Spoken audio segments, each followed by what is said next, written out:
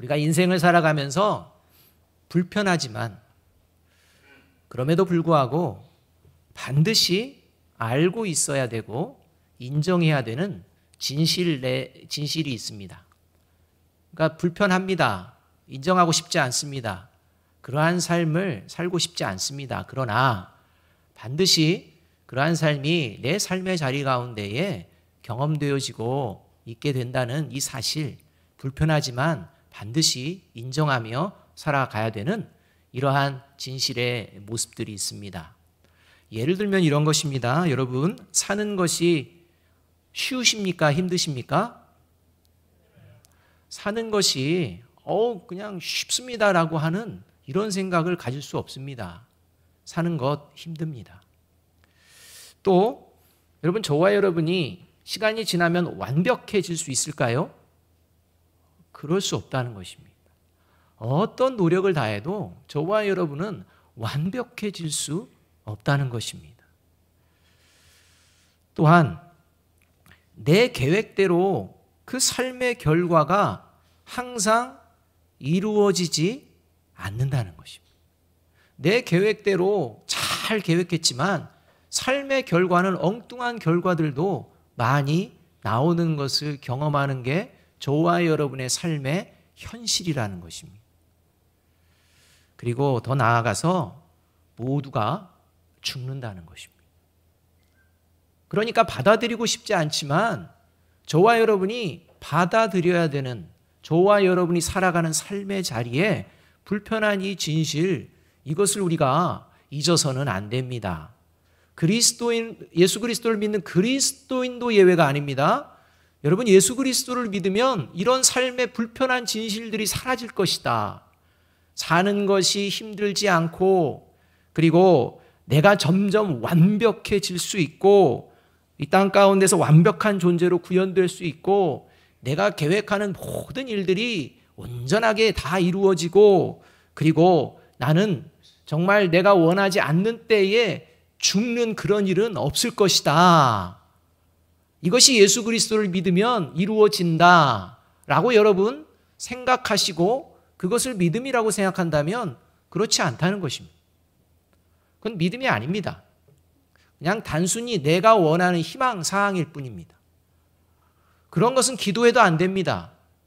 따라서 저와 여러분이 불편하지만, 그리스도인이지만, 그리스도인으로서 예수 그리스도를 믿지만 우리가 삶을 앞으로 살아가게 될 때 닥쳐오게 되는 이러한 삶의 불편한 진실들을 얼마든지 마주할 수 있는 준비를 하고 있는 것이 그리스도인입니다.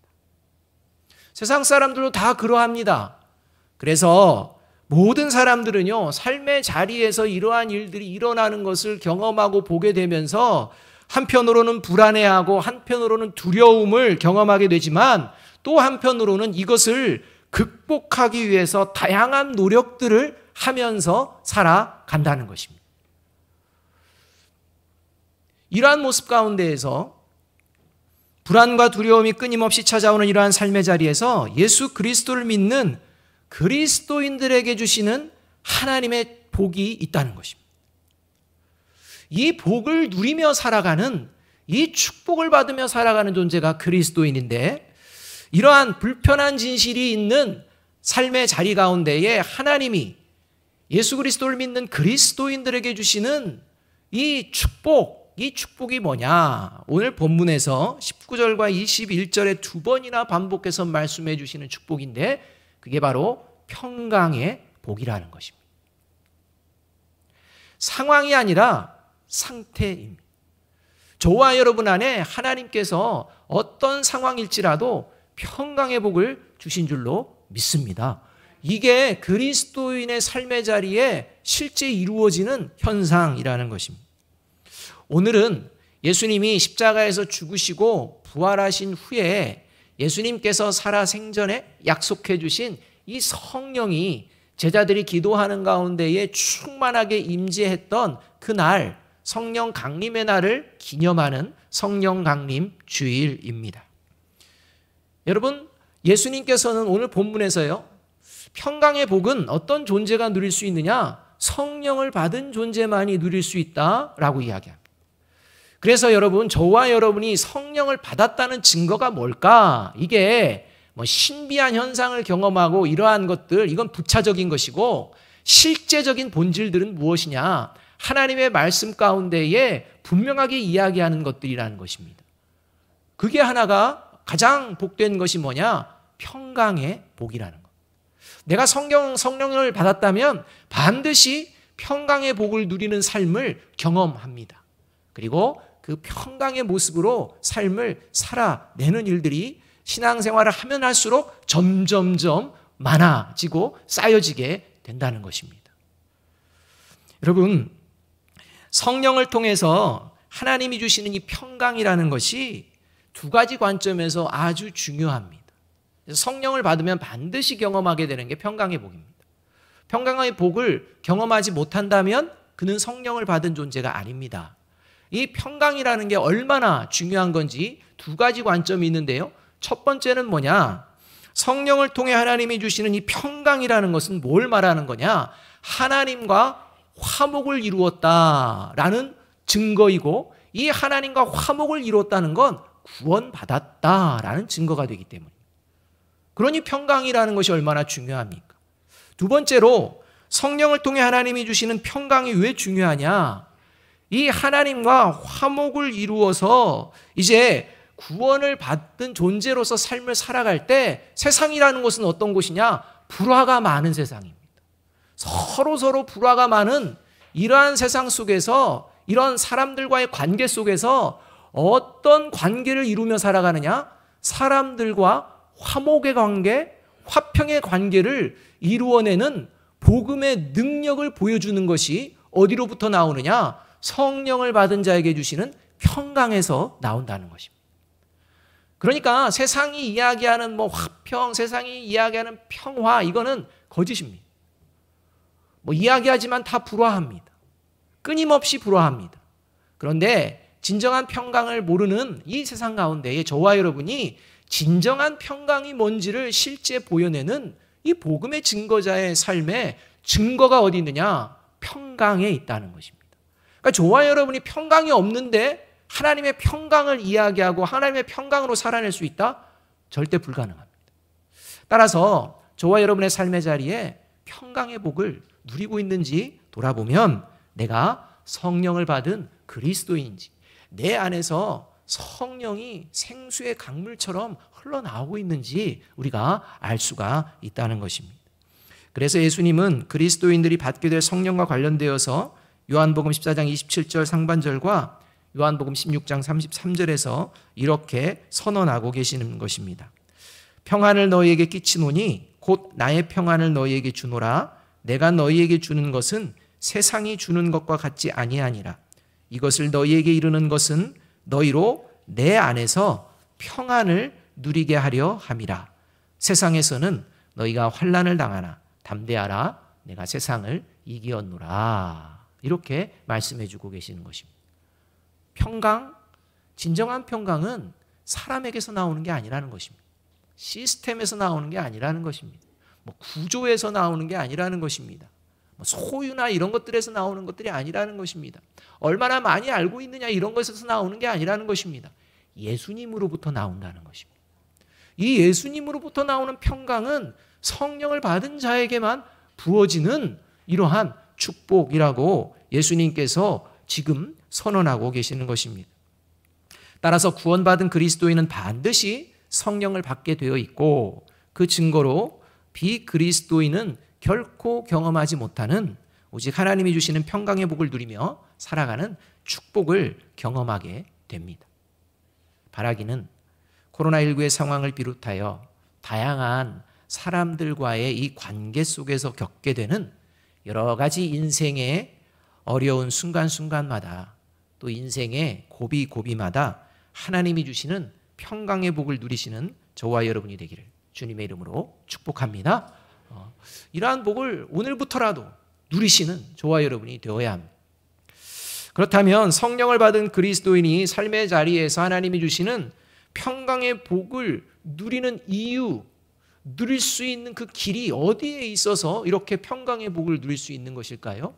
저와 여러분의 삶의 자리에 이 성령이 생수의 강처럼 흘러나오는 그런 삶이 된다면 어떻게 그것이 가능하게 될까요?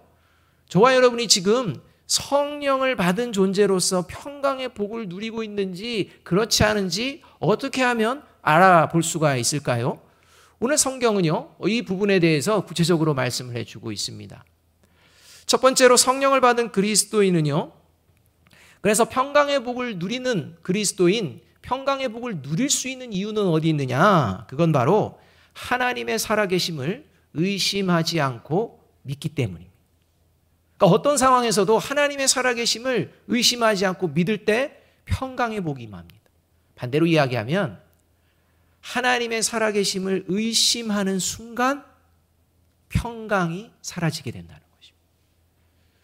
이것이 그 성령 받은 그리스도인들의 모습입니다. 19절에서 20절까지의 말씀 우리 함께 한번 보겠습니다. 시작.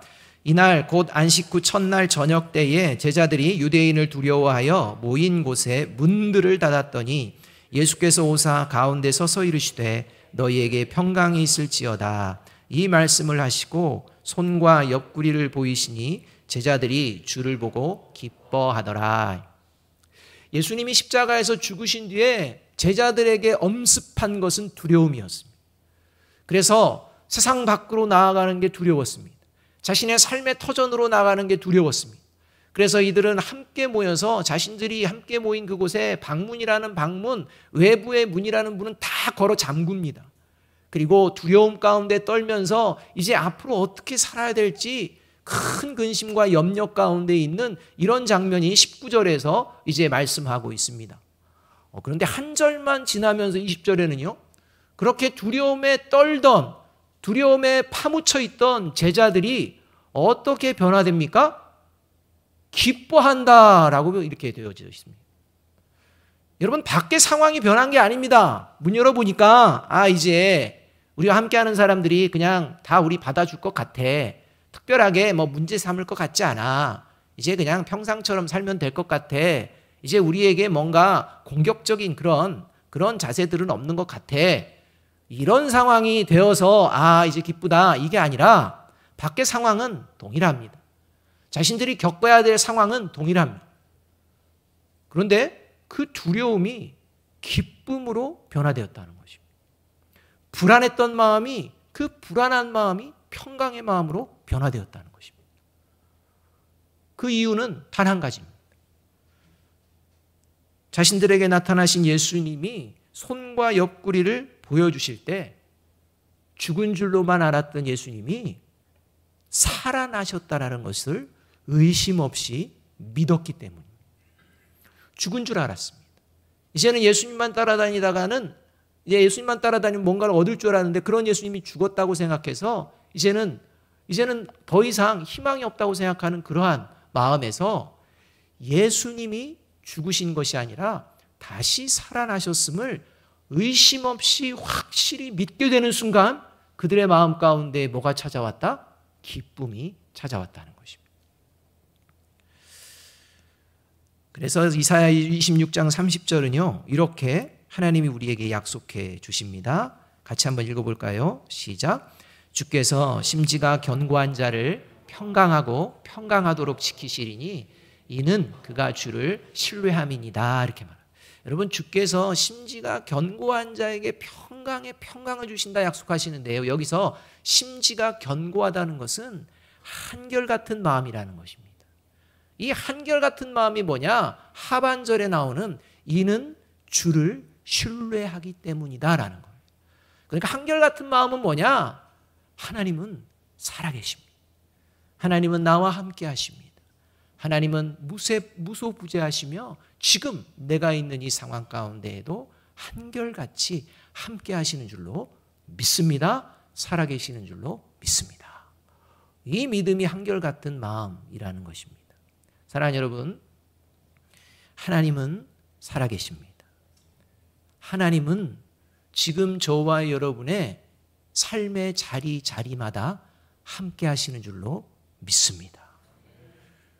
혹시 질병으로 인하여서 낙심하는 분 있으십니까? 혹시 경제적인 어려움으로 두려움과 불안한 날들을 하루하루 열어가고 계시는 분 있습니까? 혹시 누군가에게 의해서 오해를 받고 억울함을 당하여서 분노 가운데에 계신 그런 분이 계십니까? 또 다른 사람에게는 차마 이야기하지 못하지만 홀로 감당해야 될, 그러나 감당하기가 너무 벅차서 고통스러운 그러한 삶의 자리에 계신 분 있으십니까? 살아계시고 오늘도 역사하시는 하나님이 나와 함께 하심을 믿고 살아계신 하나님께 여러분의 마음을 솔직하게 모두 고백하시기 바랍니다. 그렇게 고백할 때 그 어떤 사람도 줄 수 없는 하늘의 평강의 복을 누리시는 저와 여러분이 될 줄로 믿습니다. 그래서 하나님께서는 약속해 주고 계시는 것입니다. 빌립보서 4장 6절에서 7절 말씀입니다. 함께 한번 읽어봅니다. 시작. 아무것도 염려하지 말고 다만 모든 일에 기도와 간구로 너희 구할 것을 감사함으로 하나님께 아뢰라. 그리하면 모든 지각에 뛰어난 하나님의 평강이 그리스도 예수 안에서 너희 마음과 생각을 지키시리라. 여러분, 하나님께 살아계심을 믿고 여러분이 간구할 때 내가 간구하는 것 다 들어주겠다 그 말씀을 하시는 게 아니라 그 기도하며 살아계신 하나님을 바라볼 때 어느덧 하늘의 평강이 저와 여러분의 마음을 다스리시고 지키시고 또 그 힘으로 살아낼 수 있도록 인도하여 주실 줄로 믿습니다. 이 평강의 복을 저와 여러분이 누리시는 귀한 한 주간이 되기를 주님의 이름으로 축복합니다. 두 번째로, 성령을 받은 그리스도인이 평강의 복을 누리는 이유는 어디에 있느냐? 평강의 복을 누릴 수 있으려면 어떤 모습이냐? 그것은 바로 내가 하나님의 자녀라는 건강한 자존감을 언제든지 잃어버리지 않을 때입니다. 내가 어떤 상황에 있든지, 설령 죄 가운데 있을지라도, 설령 다른 사람들이 저와 여러분을 조롱하고 비방하는 자리에 있을지라도 저와 여러분이 결코 변치 않고 붙들어야 되는 게 뭐냐? 나는 하나님의 자녀임을 믿습니다 라는 것. 여러분, 이것이 저와 여러분을 살립니다. 이것이 저와 여러분의 10년 가운데에 세상이 줄 수 없는 평강을 허락하여 준다는 것입니다. 21절 말씀 우리 함께 한번 읽어봅니다. 시작. 예수께서 또 이르시되 너희에게 평강이 있을지어다. 아버지께서 나를 보내신 것 같이 나도 너희를 보내노라. 예수님께서는요, 하나님 아버지께서 하나님의 아들 된 나 예수를 이 땅 가운데에 보내셨듯이 이제는 내가 너희들을, 나를 믿는 너희들을 세상 가운데 보내노라 이렇게 말씀합니다. 여러분, 여기에는 아주 중요한 본질적인 의미가 담겨 있는데요, 그게 바로 하나님 아버지께서 이 땅에 예수 그리스도를 보내신 궁극적인 그 이유가 어디 있느냐? 예수님이 하나님의 아들이시기 때문입니다. 이 세상에 있는 문제, 죄의 문제, 어그러져 있는 모든 문제를 유일하게 하나님의 생명의 길로 이끌어낼 수 있는 유일한 존재가 누구냐? 하나님의 아들인 예수이기 때문입니다. 만약 예수가 하나님의 아들이 아니면 하나님은 예수를 이 땅에 보내지 않습니다. 그래서 하나님 아버지께서 예수를 보냈다는 것은 예수가 하나님의 아들임을 증거해내는 증거가 되어집니다. 마찬가지로 지금 예수님께서 예수님을 믿는 그리스도인들을 세상에 보내셨다는 것은 뭐냐? 하나님이 보시기에 예수님을 믿는 그리스도인들이 바로 하나님의 아들과 딸이라고 친히 하나님께서 인정해 주신다는 말씀입니다. 그래서 하나님 아버지께서 예수님을 하나님의 아들로 여기시며 하늘의 뜻을 이 땅 가운데 이루시기 위해 이 땅에 보내신 것처럼 이제 예수님을 믿는 그리스도인들을 하늘의 뜻을 이 땅 가운데에 이루어지게 하기 위하여 저와 여러분을 하나님의 자녀로 인정해 주신다라는 말씀이 오늘 본문의 말씀입니다. 삶을 살다가 보면 여러 가지 이유로 사람들에게 인정받기는커녕 무시받고 조롱당하는 경우가 생겨납니다. 이것이 범죄에서 생겨나느냐? 오히려 범죄보다는요, 범죄가 아닌 것들로 더 많은 무시와 조롱을 당하는 경우가 많이 있습니다. 예수님을 믿든 믿지 않든 비슷합니다. 학벌 이거 가지고 무시하고 조롱합니다. 또 가문 이런 걸 가지고요 무시당하고 조롱받습니다. 소유의 많고 적음 이걸 가지고 무시당하고 조롱받습니다.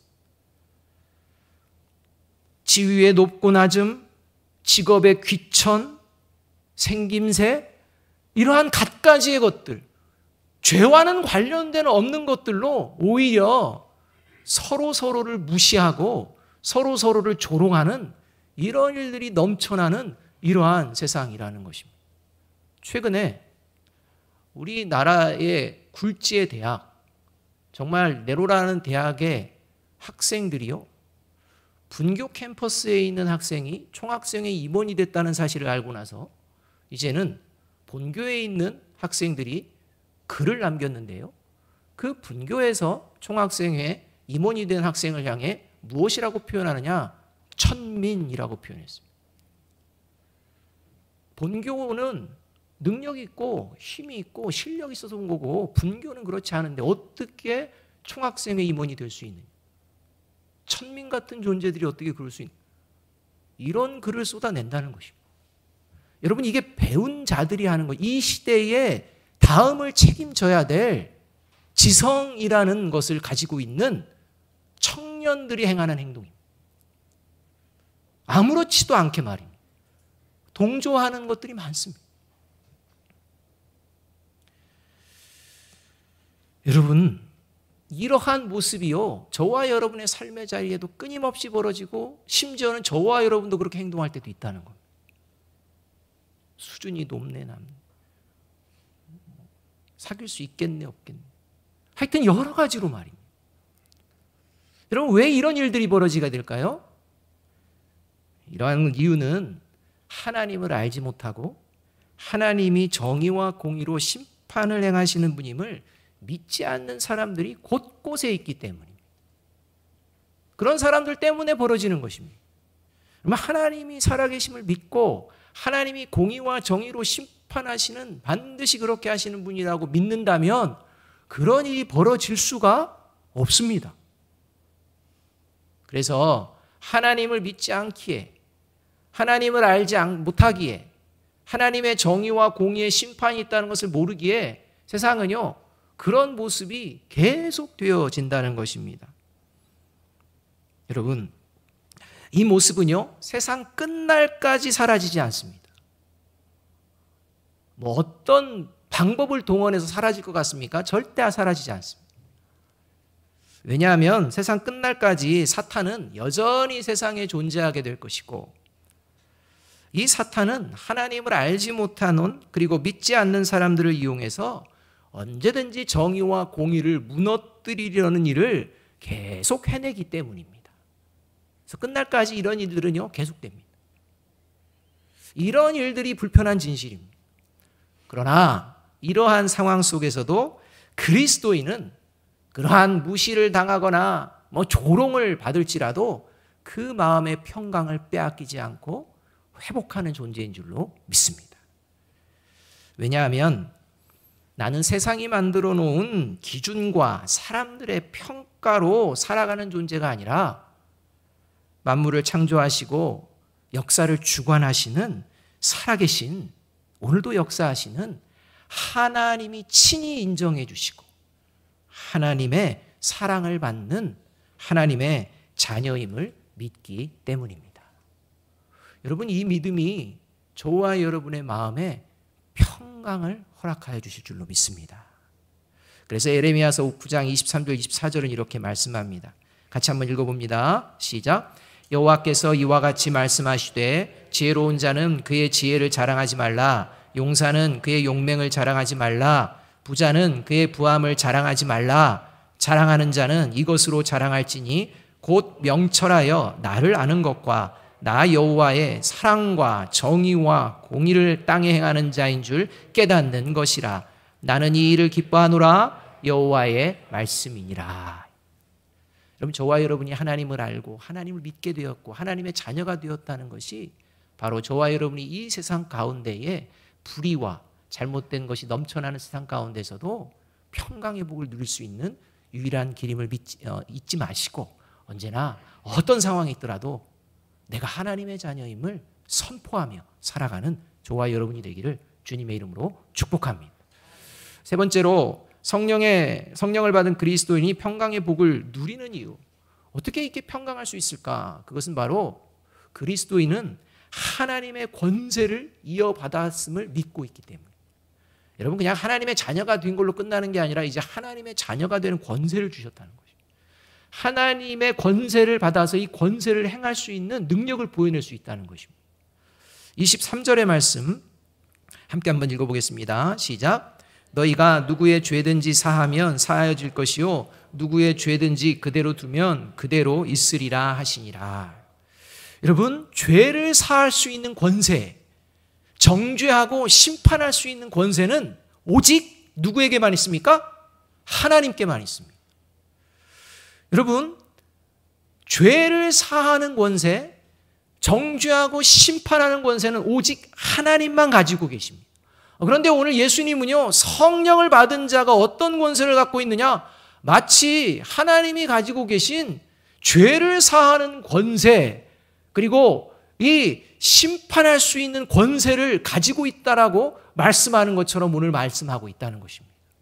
참 놀라운 말씀입니다. 그런데 여러분, 이 말씀을 이제 우리가 문자적으로 해석해서는 안 됩니다. 분명히 하나님께 저와 여러분이 하나님의 권세를 가졌는데요, 이 하나님의 권세를 지금 그냥 써놓은 문자적으로 해석하면 큰 문제가 벌어집니다. 그리스도인이 누군가의 죄를, 어떤 죄든지 내가 너의 죄를 용서해 하면 그 사람의 죄가 100% 용서를 받는다는 말씀이 아닙니다. 만약 내가 누군가를 저 사람은 용서할 수가 없어, 용서 안 해야지, 내가 절대 용서 안 해 라는 마음을 갖고 있을 때 그 사람은 결코 용서를 받지 못해서 100% 하나님의 심판에 이르게 될 것이라는 말씀이 아닙니다. 저와 여러분이 그 사람에게 용서를 하고 용서를 하지 않고 그냥 죄를 그대로 두면 내가 결정하는 대로 그 사람이 용서도 받고 그 사람이 심판을 받게 될 것이다, 이런 말씀이 아니라는 것입니다. 여러분, 그런 마음을 갖게 될 때 이게 어떤 상황이 되느냐? 이제는 내가 하나님이 됩니다. 내가 하나님이 돼요. 여러분, 만약에요, 이 말씀을 문자적으로 받아가지고 목회자와 같은 저와 같은 사람, 이런 사람이요, 이제는 내가 이야기하는 것은 하면서 내가 말하는 것은 이게 하나님의 말씀이야 라고 생각하며 내가 용서하지 않으면 넌 용서 못 받아, 내가 용서해야 너가 용서받아, 특별히 목회자라는 직분, 이건 귀한 직분이기 때문에 더욱 그러해 라고 하며 여러분 적용한다면 그건 목회자가요, 하나님 되는 것입니다. 저와 여러분이 이런 모습이어서는 안 됩니다. 하나님은 선지자 시킨 적 없고, 그런데 스스로 막 선지자라고 하는 사람들이 얼마나 많은지 모릅니다. 기도해 보니까 하나님이 이렇게 말씀했어, 그러니 당신은 반드시 이렇게 해야 돼, 이렇게 얘기하면서 성도를 오히려 고통스럽게 하는 경우도 많다는 것입니다. 여러분, 목회자에게만 하나님이 성령을 주셨습니까? 아닙니다. 믿는 자에게는 모두 하나님의 성령이 임한 줄로 믿습니다.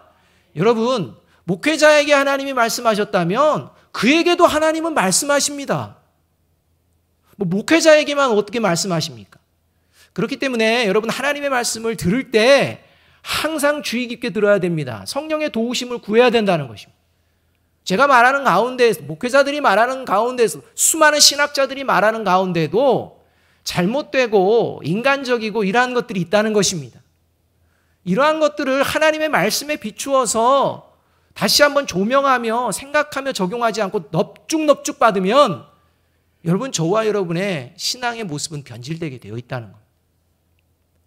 그래서 말씀을 증거하는 증거자들 위해 여러분 더욱 기도해 주셔야 합니다. 그럼 오늘 이 말씀은 너 이제 하나님 됐어 이 말씀 아닙니다. 누구든지 누구의 죄든지 사하면 사해질 것이다 라는 말씀은 하나님은 용서를 베풀어 주시는 분이심을 믿고 이제 내가 그런 하나님의 용서를 받은 그리스도인으로서 역시 상대방을 용서해 줄 수 있는 능력이 내게 있는 줄로 믿습니다 라는 이 믿음을 말하는 것입니다. 여러분, 누군가를 용서한다는 것은요 쉽지 않습니다. 여러분, 특히 상대방을 향해서 평강의 마음이 생기지 않는 자는 용서할 수가 없습니다. 누군가를 보았을 때요 불편한 마음이 있다. 그건 그 사람은 용서하고 싶지 않다는 것입니다. 평강이 없는 겁니다. 그래서 불편한 겁니다. 그렇기 때문에 용서는 누가 할 수 있느냐? 평강의 마음을 가진 존재만 용서할 수 있습니다. 그러니 저와 여러분이 이 용서의 능력이라는 건 하나님이 보여주신 어떤 죄를 지었을지라도 그 자를 회개할 때 용서할 수 있는 능력이 저와 여러분에게 있는 줄로 믿고 어떤 사람도 내가 용서하고자 하는 마음을 품으려고 하는 것이 바로 오늘 하나님의 말씀이라는 것입니다. 저와 여러분에게 이 마음이 있습니까? 그 어떤 죄라도, 그 어떠한 누구라도 정말 하나님의 용서함 가운데에 나올 수 있고 회개할 때 하나님도 용서하지만 나도 용서해낼 수 있다는 믿음, 이 믿음을 가지고 있는지 돌아보아야 합니다. 혹시 지금 여러분의 마음속에서 누군가를 절대 용서하지 못하겠다는 마음이 있다면 저와 여러분은 지금 하나님의 권세를 잃어버리고 있다는 것이요, 성령이 흘러나오는 존재가 아니라 성령이 소멸되고 있다는 그런 증거라는 것입니다.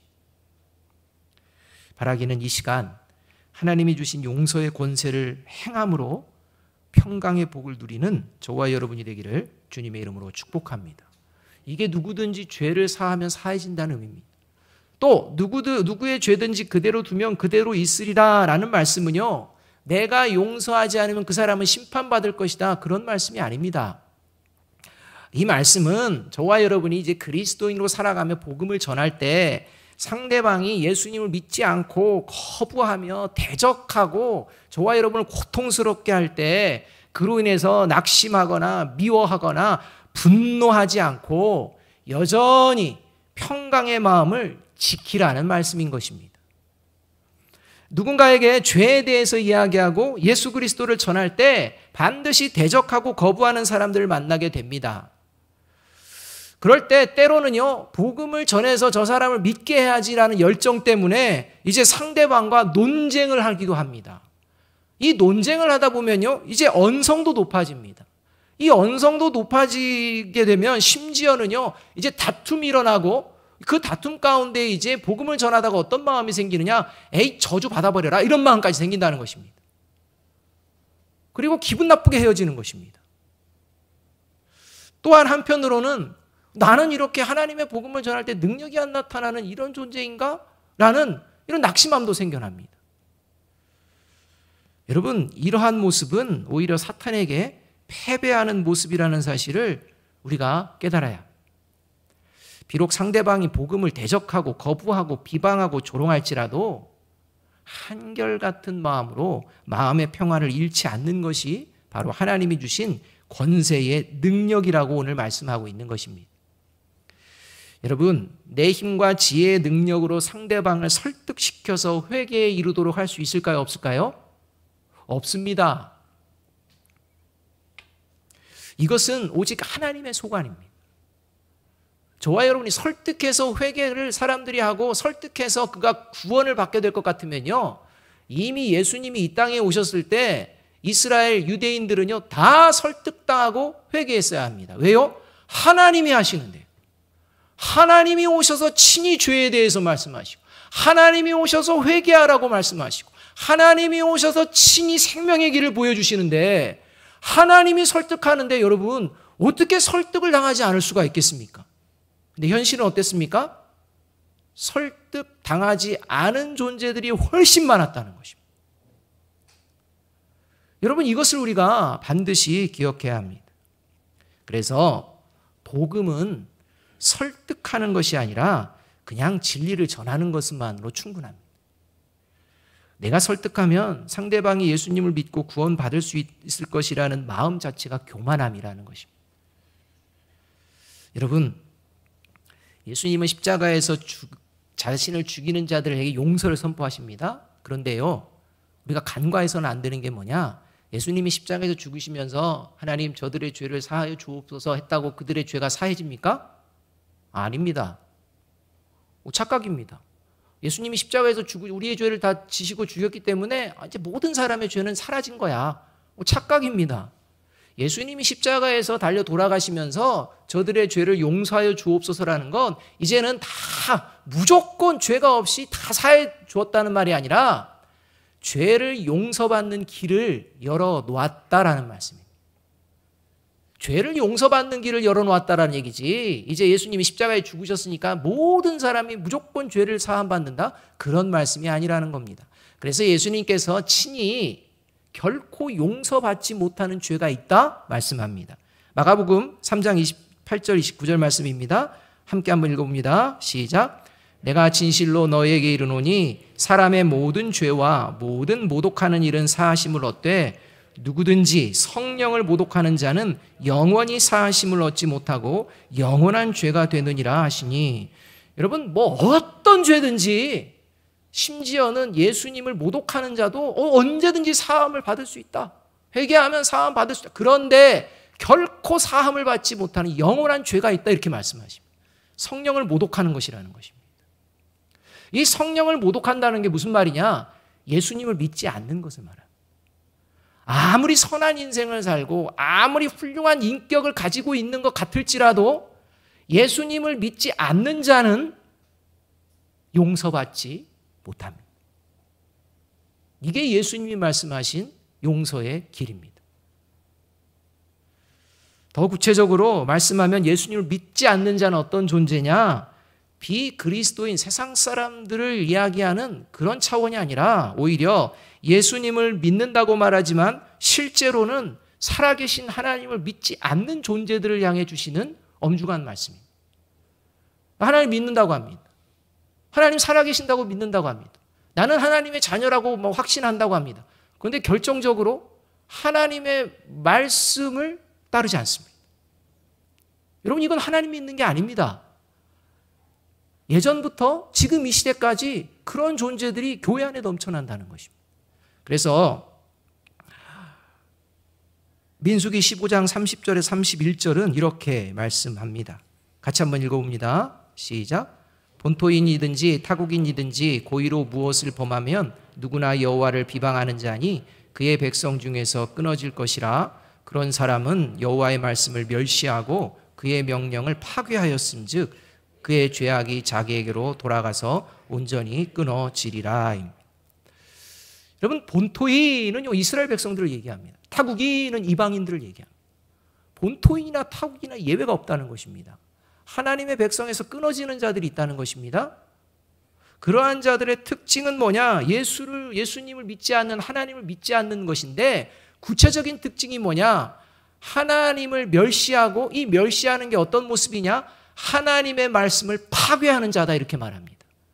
왜 하나님의 말씀을 파괴한다는 용어까지 쓰느냐? 그게 바로 하나님의 말씀을 모르는 게 아니라 하나님의 말씀을 알면서도 하나님의 말씀을 순종하지 않습니다. 이걸 고의적으로 하나님의 말씀을 거역했다라고 표현하는 것입니다. 여러분, 저와 여러분이 하나님의 말씀을 몰라서 하는 부분들에 대해서는 얼마든지 하나님이 인정도 해주시고 허용도 해주시고 나중에 돌아오면 얼마든지 받아주십니다. 그런데 하나님이요, 심각하게 바라보는 존재는 어떠냐? 하나님의 말씀을 안다고 합니다. 그런데 하나님의 말씀으로 살아야 된다고 생각하는데 아니야. 그런 건 아니지.